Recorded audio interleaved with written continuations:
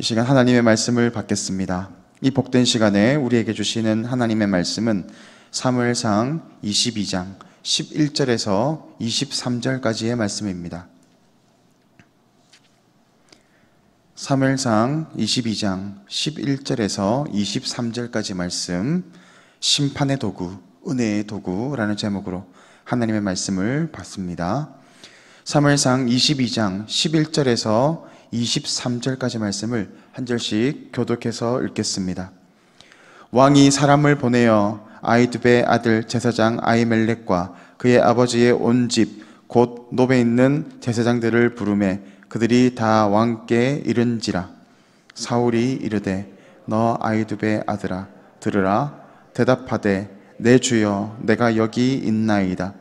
사울이 그에게 이르되 내가 어찌하여 이새의 아들과 공모하여 나를 대적하여 그에게 떡과 칼을 주고 그를 위하여 하나님께 물어서 그에게 오늘이라도 매복하였다가 나를 치게 하라 하였느냐 하니, 아히멜렉이 왕에게 대답하여 이르되 왕의 모든 신하 중에 다윗같이 충실한 자가 누구인지요?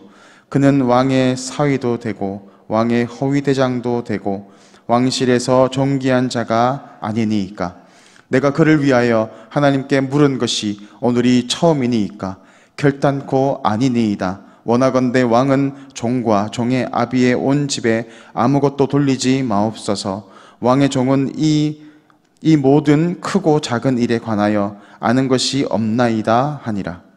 왕이 이르되 아히멜렉아 내가 반드시 죽을 것이요 너와 그 아비의 온 집도 그러하리라 하고, 왕이 좌우의 호위병에게 이르되 돌아가서 여호와의 제사장들을 죽이라. 그들도 다윗과 협력하였고 또 그들이 다윗에 도망한 것을 알고도 내게 알리지 아니하였음이니라.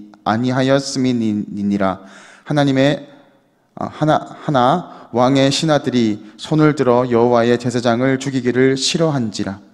왕이 도액에게 이르되 너는 돌아가서 제사장들을 죽이라 하매, 에돔 사람 도액이 돌아가서 제사장들을 쳐서 그날에 세마포 에봇 입은 자 85명을 죽였고, 제사장들의 성읍 누베 남녀와 아이들과 젖 먹는 자들과 소와 나귀와 양을 칼로 쳤더라.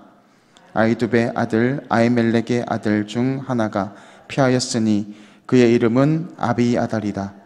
그가 도망하여 다윗에게로 가서 사울이 여호와의 제사장들 죽인 일을 다윗에게 알림해, 다윗이 아비아달에게 이르되 그날에 에돔 사람 도액이 거기 있기로 그가 반드시 사울에게 말할 줄을 내가 알았노라. 내 아버지 집의 모든 사람 죽은 것이 나의 탓이로다. 같이 있습니다. 두려워하지 말고 내게 있으라. 내 생명을 찾는 자가 내 생명도 찾는 자니 내가 너와 함께 있으면 안전하리라. 아멘.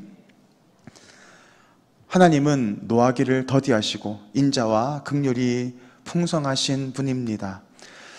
그런데 어리석은 사람들은 이 하나님의 인자하심과 긍휼을 우습게 여기고 하나님의 그 은혜의 시간을 쓰레기통에 버리듯이 버려버립니다. 그러나 하나님은 심판은 반드시 이루어집니다. 심판받을 자를 지체하지 않으시고 반드시 그 때가 되면 심판을 하시는 분이십니다.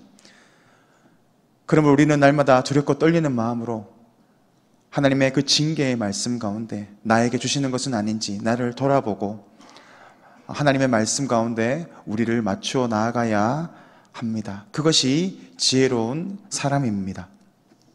오늘 사건은 제사장들이 죽임을 당하는 사건입니다. 사울은 다윗을 숨겨주었다는 도액의 말을 듣고 제사장들을 불러옵니다. 왜 그렇게 그들을 먹을 것을 주고 또 칼을 주고 또 나에게 알리지 않았느냐라고 제사장들을 책망합니다. 그러나 제사장들도 자신의 입장을 변호합니다. 틀린 말이 하나도 없습니다. 그런데 이 사울은 제사장들을 모두 다 죽이기로 합니다. 이 사건을 바라보게 되면 이해할 수 없는 부분들이 참 많습니다. 어떻게 제사장들을 죽일 수 있는가? 어떻게 아무런 죄가 없는 그에게 속한 모든 사람을 이처럼 다 비참하게 죽일 수 있는가라고 생각이 됩니다. 이 사건을 우리가 제대로 이해하기 위해서는 이전의 사건을 알아야 합니다. 제사장들이 죽임을 당하고 그에게 속한 모든 집이 이처럼 비참한 죽임을 당하게 되는 것은 하나님의 뜻이었습니다. 그것은 바로 그 이전에 엘리의 두 아들 홈니와 비느하스의 죄악으로부터 비롯되는 것이기 때문입니다. 그들은 하나님을 경외하는 제사장이었지만 하나님의 뜻대로 살아가지 못하고 오히려 악하게 살아갔기 때문에, 그리고 하나님의 수많은 경고에도 불구하고 끝까지 돌이키지 않았기에 하나님의 저주를 받게 됩니다.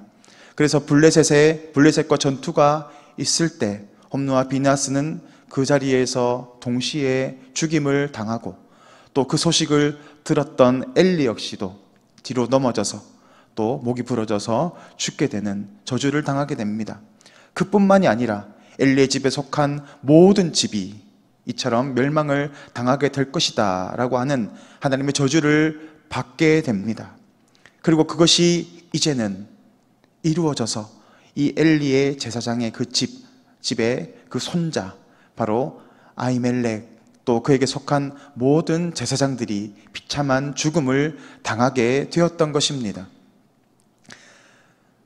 심판의 경고의 말씀이 들릴 때가 있습니다. 그러면 속히 그 자리를 떠나야 합니다. 그러면 살 수 있습니다.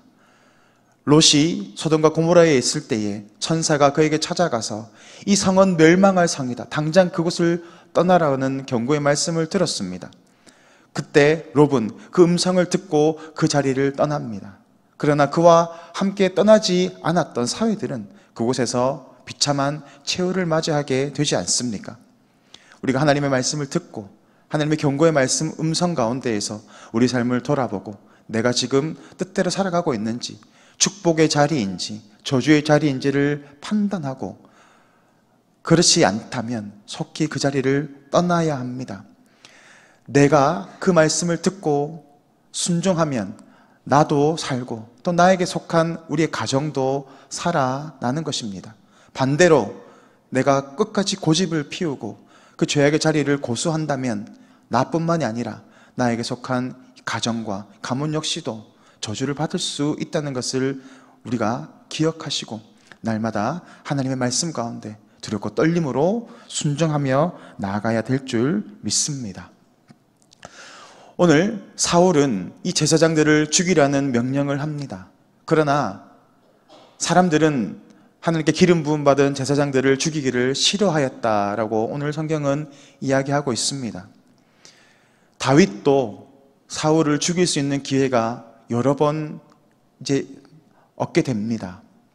그때마다 다윗은 하나님의 기름 부으신 자를 내가 어찌 죽일 수 있느냐 하고 자신의 칼을 거둡니다. 그것이 지혜로운 것입니다. 왜 그렇습니까? 하나님은 우리에게 심판할 수 있는 권한을 주신 적이 없습니다. 하나님께서 우리에게 명령하시는 것은 심판하고 죽이는 것이 아니라 용서하고 사랑하고 이해해주고 기다려주는 것, 그것을 우리에게 명령하셨습니다. 그래서 오늘 이 사람들은 하나님의 기름 부음 받은 자를 죽이기를 꺼려 합니다. 더구나 이 제사장들을 죽이는 것은 하나님의 뜻이 아닙니다. 하나님의 속해 있는 자들은 하나님이 징계하셔야 하는 것이지 우리의 몫이 아니기 때문입니다. 그래서 사울은 도액에게 이것을 명령합니다. 제사장을 죽이라라고 합니다. 그리고 도액이 칼을 들어서 제사장 85명을 그 자리에서 죽여버리고 한 명 아비아달 제사장만 겨우 도망을 칩니다. 그러나 나중에 우리가 보겠지만 이 아비아달 제사장 역시도 엘리에 속한 자이기 때문에 그 역시도 솔로몬 시대에 가면 또 버림을 당하게 되는 겁니다. 하나님의 그 뜻대로 살아가지 않고 죄악 가운데 있는 이 도액을 통하여서 하나님은 심판을 이루어 가시는 것을 보게 됩니다. 도액이라는 사람의 이름의 뜻은 바로 부끄러워하다, 또 두려워하는 자라는 의미를 가지고 있습니다. 두려워하는 그 사람이 어떻게 이렇게 끔찍한 일을 저지를 수 있었을까요? 누구를 두려워하는가가 중요한 것입니다. 하나님을 두려워하는 사람은 그렇게 할 수 없습니다. 그런데 이 도액, 두려워하는 자, 누구를 두려워한 것입니까? 하나님이 아니라 사람을 두려워한 것입니다. 사람을 두려워하면 하나님을 두려워하지 못합니다. 근시안적인 시각을 가지고 있기 때문입니다. 지금 나에게 당장 해를 끼칠 수 있는 그 사람, 나에게 영향을 끼칠 수 있는 그 사람을 두려워하기 때문에 나의 영혼을 지옥에 던져버릴 수 있는 그 하나님을 두려워하지 못하는 것입니다. 그러나 하나님을 두려워하는 사람은 사람을 두려워하지 않습니다. 그래서 담대하게 살아갑니다. 때로는 손해를 볼 수 있고 불이익을 당할 수 있지만 하나님을 두려워하는 사람은 반드시 건지심을 받고 또 하나님께서 그를 구원해 가십니다. 그것이 지혜로운 사람인 줄 믿습니다. 오늘 다윗은 하나님을 두려워하는 사람이었습니다. 그래서 하나님의 뜻대로 살아가기 위해서 때로는 핍박을 당하고 환난을 당하고 어려움을 당하더라도 그 자리를 묵묵히 이겨냅니다. 그래서 하나님은 결국 그 다윗을 건져내지 않습니까? 사울과 도액이 왜 이렇게 엄청난 일을 저지릅니까? 하나님을 두려워하지 않기 때문입니다. 사람을 두려워하니까 하나님의 뜻을 어기고 하나님의 뜻대로 살아가지 못하고 수많은 실수를 저지르다가 결국 이렇게 심판의 도구로 전락해 버리지 않습니까? 그러므로 우리가 두려워해야 할 것은 사람이 아니라 살아계신 하나님 한 분이심을 믿습니다. 하나님은 악한 자를 들어 쓰셔서 그를 통해서 심판의 도구로 쓰시기도 하십니다. 이스라엘이 패역하였을 때, 이스라엘이 멸망을 당하게 될 때 하나님은 갈대아 사람들을 들어서 쓰셨습니다. 하박국은 그것을 이해할 수가 없었습니다. 하나님, 어떻게 그 선민, 하나님의 백성인 이스라엘이 저런 이방인의 손에, 갈대아 사람들의 손에 멸망당할 수가 있습니까? 하나님, 이것은 옳지 않습니다 라고 항변합니다. 그때 하나님께서 뭐라고 말씀하십니까? 하나님은 갈대아 우르 사람을 통하여서 이스라엘을 징계하시겠다라고 말씀하시고 그들 역시도 자신의 죄로 인해서 멸망을 당하게 될 것이다. 그리고 선민 이스라엘을 친 죄까지 묻게 될 것이다 라고 말하지 않습니까? 하나님은 때때로 악인들을 들어 쓰셔서 하나님의 백성을 징계하시기도 합니다. 그러나 그것은 정의입니다. 왜냐하면 그들 역시도 자신의 죄로 인해서 결국에는 심판을 당하게 될 것이기 때문입니다. 오늘 도액이, 사울이 그러한 심판의 도구로 쓰임을 받은 것은 너무 안타까운 일입니다. 우리는 어떤 존재입니까? 하나님의 백성입니다. 심판의 도구로 전락되어서는 안 됩니다. 우리의 입술이, 우리의 행동이, 우리의 삶의 모습들이 심판 행동으로 나아가는 것이 아니라 오늘 부르신 뜻대로 은혜의 도구로 사용되어야 할 줄 믿습니다. 우리의 말이 우리 이웃을 살리고 우리의 가정을 회복시키고 또 복음을 전함으로 구원에 이르게 하는 귀한 복음의 도구로 사용되기를 주님의 이름으로 간절히 축복합니다. 그러면 날마다 우리를 돌아보아서 내가 하나님 뜻대로 잘 살고 있는지, 그렇게 오늘 나의 발걸음이 하나님의 그 뜻대로 나아가고 있는지 우리의 삶의 방향성을 돌아보시고 두렵고 떨림 가운데 우리의 구원을 이루어 가시는 복된 성도님들 되시기를 주님의 이름으로 축복합니다. 이 시간 화면을 보시고 기도의 제목을 다 같이 읽겠습니다. 죄악에 대한 경고의 말씀 앞에 즉시 무릎 꿇고 돌이키는 지혜로운 삶을 살게 하소서. 심판의 도구가 아니라 은혜의 도구로 우리 인생을 사용하여 주옵소서. 이 시간 다 같이 기도드리겠습니다.